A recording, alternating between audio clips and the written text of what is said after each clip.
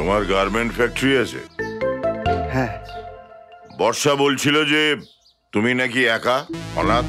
হ্যাঁ, কিন্তু বর্ষা, তোমার সঙ্গে আমার একটু কথা ছিল। তোমার কথা আমি সারা জীবন শুনবো, এখন তুমি দাদার কথা আগে শোনো। কিন্তু দেখো কৃষ, বর্ষা আমার দুঃসম্পর্কের বোন হলেও আমার কাছে নিজের বোনের থেকেও বেশি, বলতে পারো মেয়ের মতো। ওর সুখের জন্য আমি সব কিছু করতে পারি। তুমি ওকে সত্যিই ভালোবাসো? হ্যাঁ বাসি, কিন্তু শুধু ভালোবাসো না বিয়ে করতে চাও? বিয়েও করব, কিন্তু বর্ষা। এ তো খালি কিন্তু কিন্তু করে যাচ্ছে রে, মতলব তো আমার ভালো ঠেকছে না। তুমি ওকে সত্যি বিয়ে করবে নাকি কদিন ফুর্তি বার্তা করে কেটে পড়বে? না না, বিয়ে তো আমি নিশ্চয়ই করব, কিন্তু কিছুতেই কিন্তু ছাড়ছে না। দেখো কৃষ, আমি তোমার ব্যাপারে দাদাকে বলে রাজি করিয়েছি, আর এখন তুমি সত্যি করে বলো তো, তুমি আমাকে বিয়ে করতে চাও কি না?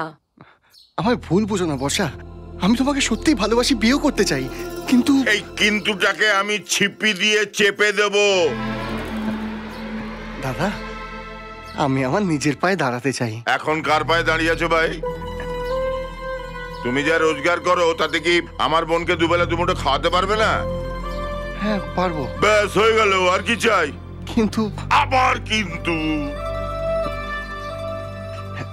দাদা, আমি তো এখন বন্ধুর বাড়িতে থাকি। তাতে কি হয়েছে? বিয়ের পর বাড়ি ভাড়া নিয়ে নেবে। আর তাছাড়া আমি বর্ষার বিয়ের জন্য টাকা রেখে দিয়েছি, সেটা তোমাদের কাজে লেগে যাবে। এতে আবার কোনো কিন্তু নেই তো? দাদা, আমি তোমাকে বলেছিলাম না, কৃষ ওরকম ছেলেই নয়। বেশ, তাহলে চলো আজই কলকাতায় গিয়ে রেজিস্ট্রি ম্যারেজটা হয়ে যাক। আজকেই? বর্ষা, আজকে একটু তাড়াতাড়ি হয়ে যাচ্ছে না? দেখো, যারা সত্যিই ভালোবাসে তারা তোমার মতো অত কিন্তু কিন্তু করে না। কিন্তু আমি তো কিন্তু বলিনি। কিন্তু বলনি, কিন্তু তোমার কথার মধ্যে একটা কিন্তু কিন্তু গন্ধ আছে। আমার শেষ কথা শুনে রাখো, যদি তুমি ওকে সত্যিই ভালোবাসো আর বিয়ে করতে চাও তাহলে আজই সেটা করতে হবে, ব্যাস, আর কোনো কিন্তু নয়।